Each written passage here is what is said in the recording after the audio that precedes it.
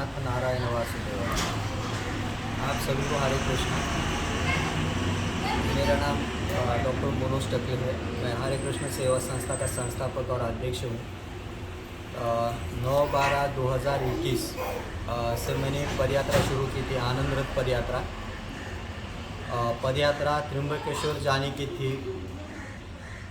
असल में मैं हमेशा कहता हूँ कि त्र्यंबकेश्वर जाना उद्देश्य नहीं है, यह ढूंढना है कि त्र्यंबकेश्वर कहाँ है। हरे कृष्ण सेवा संस्था एक सामाजिक संगठन है जो गरीबों के लिए स्कूल दवाखाने, उसके लिए हम लड़ते हैं, उसके लिए हम बनाने की कोशिश करते हैं। डॉक्टर होने के बावजूद मैंने एक ऐसी यात्रा शुरू की, एक आध्यात्मिक यात्रा, एक आध्यात्मिक जर्नी जो शायद 3 साल या 4 साल चले। समय के अभाव में इस पदयात्रा में मैंने मोबाइल नहीं रखा। मैं आप सभी की माफ़ी चाहता हूँ। मोबाइल न रखने से मेरा पूरा ध्यान मेरे जो कर रहा हूँ, मेरा अध्यात्म या जो पढ़ाई करता हूँ उसके ऊपर है। बहुत सुंदर अनुभव आए। 9/12/2021 से आज जून है और 9 जून को मुझे 6 महीने हो जाएंगे। जो भी मेरे अनुभव थे, मैंने पहले ही कहा था कि जो भी मुझे पर्सनल अनुभव आएंगे वो अनुभव मैं एक किताब में कंपाइल करता रहूँगा। तो मैंने ये किताब है, जो भी मुझे अच्छा लगा, कभी रोने का मन किया, कभी किसी को गाली देने की मन की, तो उन सभी को मैंने इसमें लिखा है। बाकी 6 महीने के अनुभव में मैंने इतना तो पाया कि आपकी तरह ही मेरा भी मन था, भगवान है नहीं है तो कहाँ है, कैसा है। 6 महीने में मैं इतना यकीन के साथ 100 नहीं 110% यकीन के साथ कह सकता हूँ कि भगवान है। भगवान हमारी माँ की तरह है। जैसे हम माँ को आवाज़ देते हैं माँ माँ माँ, तो माँ हमारी तरफ ध्यान देती है, वैसे ही भगवान है। अभी वज्रेश्वरी में हूँ। वज्रेश्वरी में मुझे 3 दिन में पहुँचना था या 7 दिन में पहुँचना था, ताकि योगा का अभ्यास करके मैं वज्रेश्वरी से योग शिविर शुरू कर पाऊँ। यहाँ पहुँचते पहुँचते मुझे 6 महीने लगे। बड़ा सुंदर प्रवास रहा, बहुत कुछ सीख पाया। अभी रामचरितमानस, एकनाथी रामायण, एकनाथी भागवत पुराण शुरू किया है और उनकी कथा करते करते मैं त्र्यंबकेश्वर बढ़ रहा हूँ। यात्रा बड़ी कठिन है।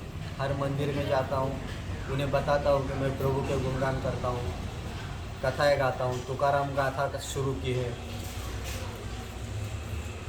कुछ समस्याएं भी आई। गणेशपुरी में मेरे रथ में चोरी हो गई, जो भी आध्यात्मिक किताबें थे सारी चोरी हो गई। तो यहाँ पे वज्रेश्वरी में हो तो वज्रेश्वरी के लोग मुझे सारी किताबें अनुदान में, डोनेशन रूप में किताबें दे रहे। बड़ा अच्छा लगा सुन के। लोग मुझे पूछते हैं, मुझे डर इस बात का लगता है, जैसे यूट्यूब चैनल पे मेरा एक न्यूज़ चैनल है, उसके ऊपर मेरा वीडियो बन गया। एक टीवी चैनल पे भी मेरी शूटिंग हो गई। शायद आप लोगों ने खबर देखी होगी।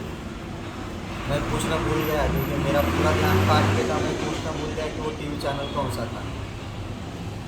तो वो जो पत्रकार थे उन्होंने मुझे हमेशा यही पूछा कि डॉक्टर साहब, हमारे यहाँ जवाहर साइड में आदिवासी एरिया में डॉक्टर मिलते नहीं है, वहाँ पे 70-70 हज़ार डॉक्टर को पेमेंट है और आप डॉक्टर होकर रोड पे निकले हो, समझ में नहीं आ रहा।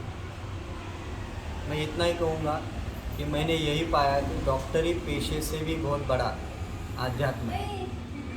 परमात्मा को समझना सबसे बड़ी, सबसे उत्कृष्ट, सबसे महान साधना है।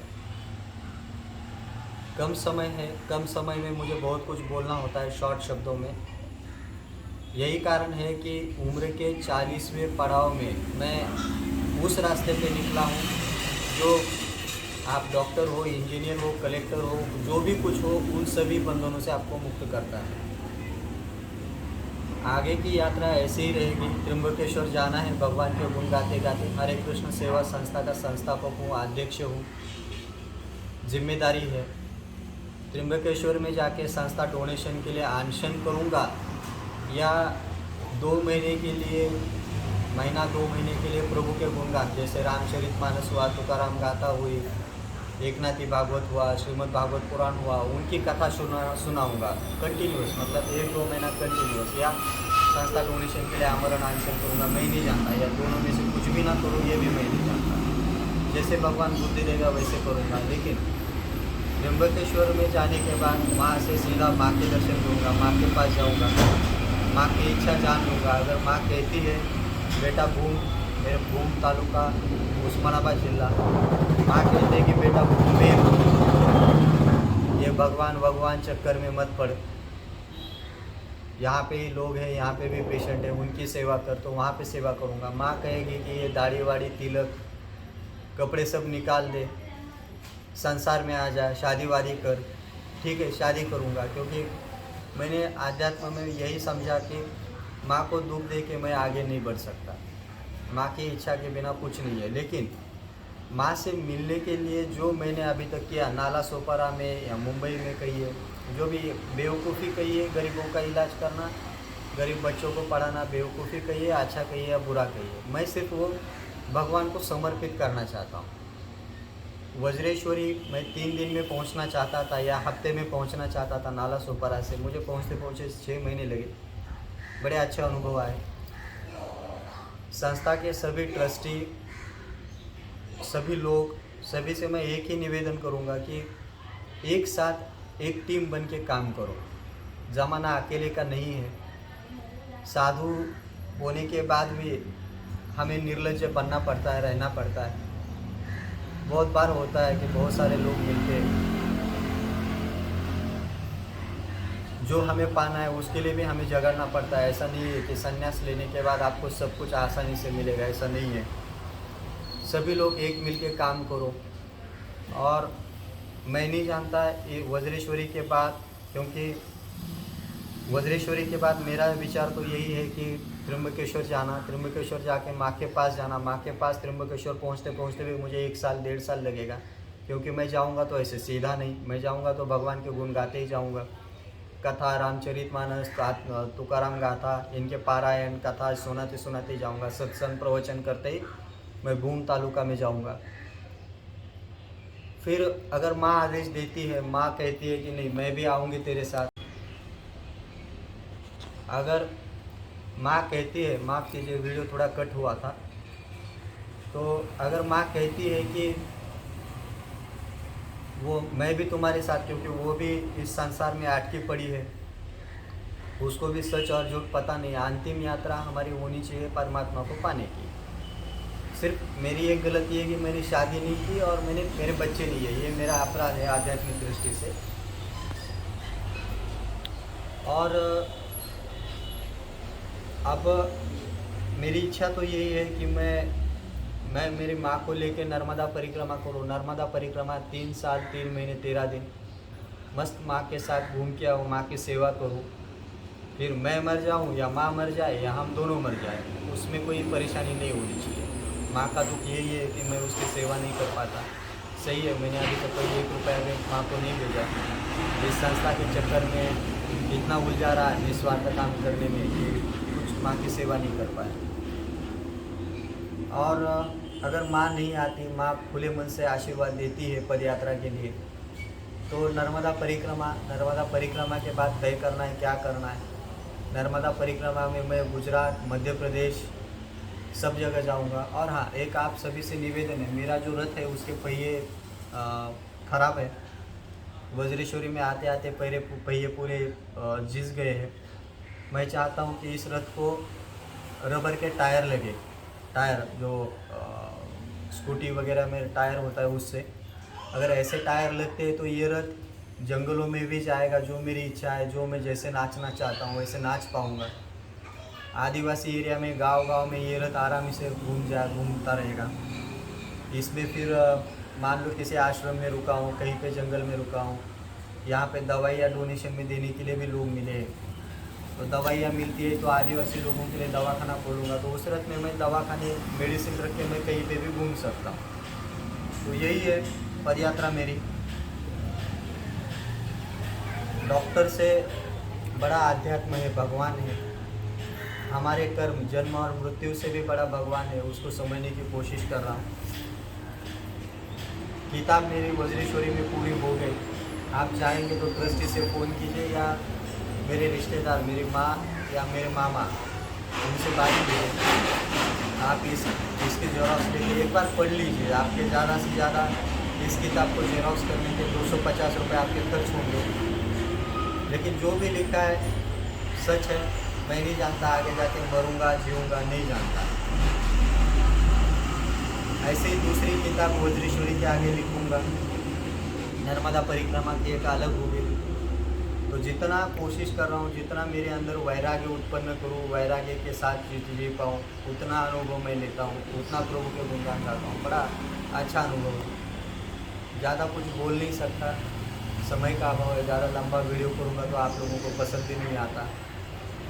तो संस्था के साथ बने रहिए। और हाँ, एक अगर आपके सपने में मैं आता हूँ और या ऐसा लगता है कि मैं अच्छा हूँ, तो संस्था के लिए काम कीजिए, मेरे लिए काम कीजिए।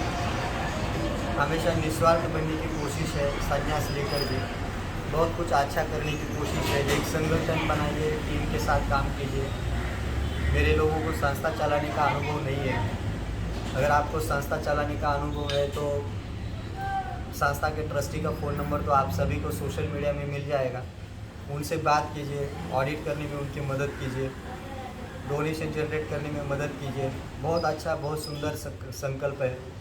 एक सुंदर सा आश्रम बनाएंगे।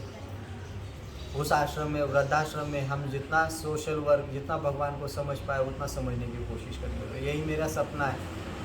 बहुत सारे लोग बुढ़ापे में मैंने तड़पते देखे। करोड़पति है, बड़े एक साधु मिले थे, बड़े महान साधु थे। उन्होंने मुझे गर्व से कहा कि इस पैर में करोड़पति लोग आके पैर पड़ते हैं। सच्चाई ये है कि मेरे भी पैर में करोड़पति लोग आके पैर पड़ते हैं। बुरा भी लगता है कहने के लिए, क्योंकि इससे मेरा अहंकार प्रतीत होता है, लेकिन कहने का तात्पर्य यही है कि करोड़पति होने के बाद भी वह शांति, समाधान, भगवान इसकी खोज में है। पैसा मायने नहीं रखता, यही मैंने समझा है। और इसी को मैं मानता भी हूँ, क्योंकि मेरे पापा के गुण हैं मुझ में, पापा के संस्कार है। तो जो पापा के विचार थे मैं उन्हीं को आगे बढ़ा रहा हूँ। तो आपको जो उचित लगे कीजिए। आप जवान हो, बूढ़े हो, वृद्ध हो, 1-2 घंटा मेरे संस्था में काम कीजिए, मेरे लिए काम कीजिए। इसे आदेश समझे, मेरी मजबूरी समझे, जो भी समझे, क्योंकि आप जैसा समझोगे वैसा मैं हूँ। आपने मुझे भिखारी समझा तो मैं भिखारी हूँ, आपने मुझे डॉक्टर समझा मैं डॉक्टर हूँ, आपने मुझे साधु समझा मैं साधु हूँ, आपने मुझे, मैं बोलना नहीं चाहता, आपने मुझे भगवान समझा मैं भगवान। यही गुण है पदयात्रा का। तो 6 महीने के अनुभव आप सभी की विदा चाहूँगा, आज्ञा चाहूँगा आगे बढ़ने की। मुक्त कीजिए मुझे। ढूंढना है ढूंढ लीजिए। यूट्यूब पे ऐसा ही समय मिलता रहेगा तो मैं वीडियो डालता रहूँगा। आगे परशुराम मंदिर है, खड़ूस गांव, खड़ूस या खड़ूस कुछ गांव है आंबाड़ी के आगे। वहाँ पे वर्षा ऋतु आने वाली है, तो वर्षा ऋतु में वहाँ पे मैं 4 महीने एकांतवास और योगा कर उसके लिए जा रहा हूँ। भिक्षा मांग के ही खाता हूँ। वज्रेश्वरी को वो नौबत नहीं आई। वज्रेश्वरी आपको में लोगों ने खुद मुझे प्लेट में लेके खाना लेके आते, आदर देते, सम्मान देते। मेरी माँ की उम्र के लोग मेरे पैर पड़ते।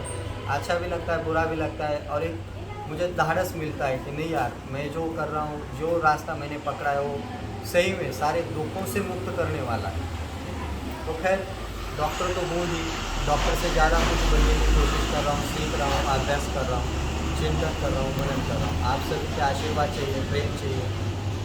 हो सके तो मेरे पर्सनल खाते में पैसे डालिए। मुझे रक्त की समस्या है, उस पैसे का मैं एक पेप्सी भी नहीं पीऊँगा, यकीन कीजिए। मुझे उसमें कुछ आपके खाने में कोई दिन मतलब नहीं है। आगे जाके मुझे स्कूल खोलना है, एक आश्रम खोलना है, आदिवासी एरिया में काम करना है। दवाखाना तो उसकी ज़रूरत नहीं है, मैं ही डॉक्टर हूँ, तो दवाखाना अपने आप खुल जाएगा। तो कोशिश यही है कि हरे कृष्ण सेवा संस्था एक अच्छी संस्था बने, अच्छे लोगों को जोड़ पाओ। और शायद आज कुछ किताबें मुझे डोनेशन में मिलेगी तो यूट्यूब पे 2-3 न्यूज़ चैनल है। मैं चैनल का नाम अभी बताना नहीं चाहता, क्योंकि अगर शूटिंग होगी तो पहले ही उन्होंने न्यूज़ चैनल पे वीडियो शूट हुआ है मेरा, पत्रकार लोग आके इंटरव्यू लेके गए हैं। तो अगर ऐसा होता है और शायद लोकमत उठा रही, उसमें मैं संपादकीय भी लिखूँ, मतलब देंगे इनको आगे चल के, कोशिश चल रही है। तो ठीक है, बने रहिए यात्रा में। ऐसे ही कहीं से मोबाइल मिले वीडियो बना के आपको बताता रहूँगा कि मैं कहाँ पे हूँ, मैं ज़िंदा हूँ। अभी तक ज़िंदा हूँ तो बताता रहूँगा, ज़िंदा नहीं हूँ तो फिर वो भगवान की मर्ज़ी। आज्ञा दीजिए यात्रा करने की। किसी कोई अपराध हुआ हो क्षमस्व, किसी का मन दुखा हो क्षमस्व। और एक बार आपके सिर्फ 250 रुपये खर्च होंगे। ये किताब संस्था के शशिकला अधिकारी या मेरी माँ उनके पास रहेंगे, तो एक बार इसकी ज़ेरॉक्स एक बार पढ़ लीजिए। शायद मुझे जो अनुभव आए उससे आपको तसल्ली हो जाए।